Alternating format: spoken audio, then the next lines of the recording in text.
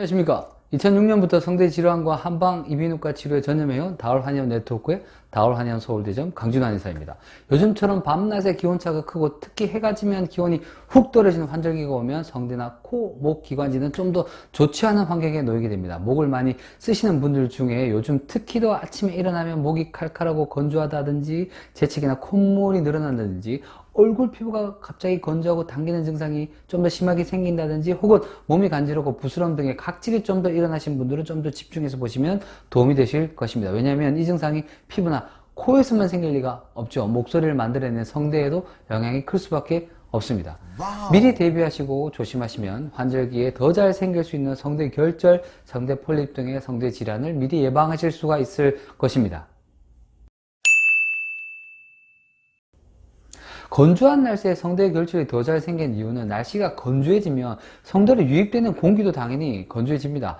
공기는 항상 주변과 같은 습도를 맞추는 그런 경향이 있죠. 습도가 50%인 공기가 습도가 50%인 공기, 20%인 공기를 만나면 그게 섞여서 그 중간쯤에 습도를 만들게 됩니다. 성대 점막보다 성대로 유입되는 공기가 만약에 건조하면 성대 점막의 수분이 빼앗기게 됩니다. 때문에 성대 점막이 마르겠죠. 성대 점막이 마르면 성대는 결국 접촉을 해야지 소리를 만들어내는 기관인데 이게 RPM 그러니까 초당 접촉 접지 횟수가 우리 예상보다 훨씬 많습니다. 낮은 음에서는 100회 정도 마주치게 되고 높은 음에서는 초당 1000번 정도까지도 마찰하면서 그 목소리, 그 음색, 그 음정의 소리를 만들어냅니다. 그런데 이런 곳에 점막이 건조해지면 어떻게 되겠습니까? 건조한 성대 양쪽이 이렇게 성대 중간에서 막 마찰이 일어나면서 표면에 무수히 많은 스크래치가 생길 수밖에 없습니다. 성대가 서로 마찰하면서 윤활유 역할을 해줄 수분과 점액, 진액 성분이 부족해지니 성대가 서로 부딪혀 상처가 나게 되는 것입니다. 이 상처가 반복되면 굳은 살의 형태로 오미처럼 되어버려서 성대 결절이 되거나 점막이나 혈관이 손상되어서 부풀어 오르면 성대 폴립이 되는 것입니다. 그래서 환경의 관리가 중요할 수밖에 없습니다. 밤 사이에 실내의 건조한 공기를 조심하셔야 됩니다. 여러분이 잠을 자는 동안 건조한 공기에 장시간 노출되게 되면 아침에는 성대는 최고조로 메마른 상태에 놓이게 됩니다. 코를 골거나 구강호흡, 즉 입을 벌리고 자는 버릇이 있다면 더 최악의 상태에 놓이게 되는데 성대 점막이 바짝 마른 상태가 됩니다. 아침에 일어나서 물을 좀 먹고 하면 다소 좀 풀리긴 하지만 점막의 표면이 이미 마른 상태라 점막을 성대를 아침부터 써야 하는 직업일 경우에는 이 상태로 오전부터 목을 쓰게 됩니다. 이거는 성대 질환, 성대 결절, 성대 폴립으로 가는 특급 열차에 올라타시게 된 거죠. 창문 같은 경우는 환기만 될 정도로 조금만, 왜냐하면 실내 공기가 너무 차가워지면 안 되니까 1cm 혹은 그 이하로 공기가 통할 정도로만 열어두시고 가습기를 충분히 트셔야 합니다. 습도의 기준은 50%. 근데 실내 난방을 시작하게 되면 습도 50%는 쉽지 않습니다.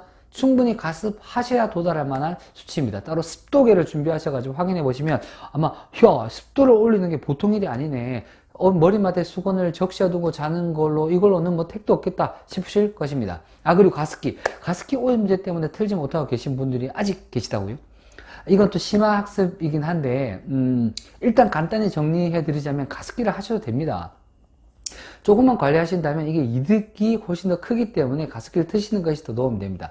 당시 그 사건도 가습기 자체의 문제는 아니고 거기에 뭘 소독하려는 약품을 넣어서 문제가 된 것이죠. 여기에 뭘 넣을 생각을 하시면 안 됩니다. 추천드리는 것은 가습기는 가급적 통을 세척할 수 있는 약간 욕조 같은 넓은 통 가습기를 사셔서 정수된 물로만 가습기 통을 채우시고 주 1회, 2회 정도 간단하게 물 세척만 깨끗하게 하시면 문제될 것이 없다고 보셔도 됩니다. 거기에 소독액 같은 걸 뭘 넣거나 기관지에 좋다고 뭘 넣거나 하는 생각은 일절하지 마시고 그리고 주 1, 2회 정도 통 세척만 기억하시면 안전하게 사용이 가능하십니다. 그리고 아침에 일어나셔서 말을 하시기 전에 미지근한 물을 마셔서 목을 적셔주세요. 성대와 목 깊은 안쪽이 적셔지는 느낌이 옵니다. 그때 목을 이렇게 슬슬 푸시면 됩니다.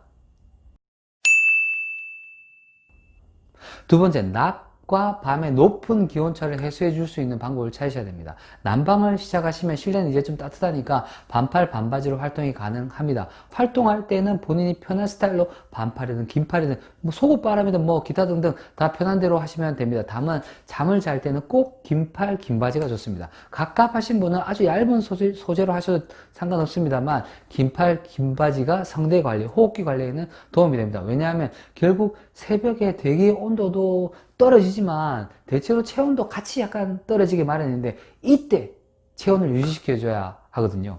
체온이 유지가 안 되면 상부 호흡기, 즉 코, 목, 성대는 위기에 빠지기 쉽습니다. 코는 비교적 반응이 즉각적이라 티가 바로 나서 준비를 하는데 코가 안 좋은 분들은 요즘 같은데 아침에 일어나셔서 연신 재채기 하시는 분들은 콧물을 흘리시는 분들, 이런 분들이 꽤 있으신데, 이런 분들은 새벽에 지금 말씀드린 체온이 떨어지는 것만 잘 관리해도 아침을 훨씬 상쾌하게 시작할 수가 있습니다. 이게 코뿐만 아닙니다. 코, 목, 성대는 편의상 구획을 그어 놓은 곳이 다 연결되어서 상호작용을 할 수밖에 없으니까요.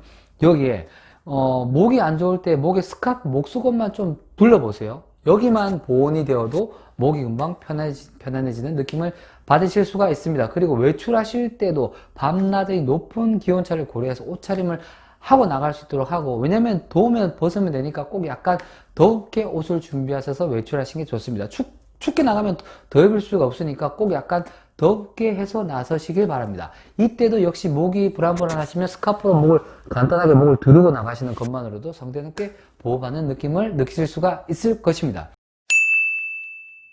세 번째, 하루 중에도 텀블러나 보온병 등으로 따뜻한 차나 미온수를 수시로 마실 수 있도록 하세요. 이것도 건조한 날씨로부터 성대를 보호해 줄 수 있는 좋은 방법입니다. 그럼 당연히 무슨 차가 좋냐라는 문의가 있으실 텐데, 지금 벌써 분량이 꽤 많아졌기 때문에 다음 편에 어떤 차를 마시는 게 좋겠냐에 대해서 준비해서 말씀드리도록 하겠습니다. 이제 마치 피부처럼 느껴지는 까먹으면 안 되는 마스크도 꼭 쓰시고요. 이제 마스크 없이 버스도 대중교통도 못하는 시대가 되었으니까요. 그러니까 올 초 코로나 시대 이후에 처음에 내원하신 환자분들이랑 저랑 서로 얼굴을 모릅니다. 마스크를 쓰고 사람을 만나다 보면 또 느낀 건데, 또 사람들이 또 눈이 이쁜 사람이 참 많은 것 같습니다. 참 희한한 시대의 중간에 다들 서 계신 것 같습니다. 하지만 곧 얼굴과 얼굴을 대면하는 그런 시대, 그런 시간이 곧 올 거라고 믿습니다. 그때까지 모두 건강하게 잘 지내시길 바랍니다. 감사합니다.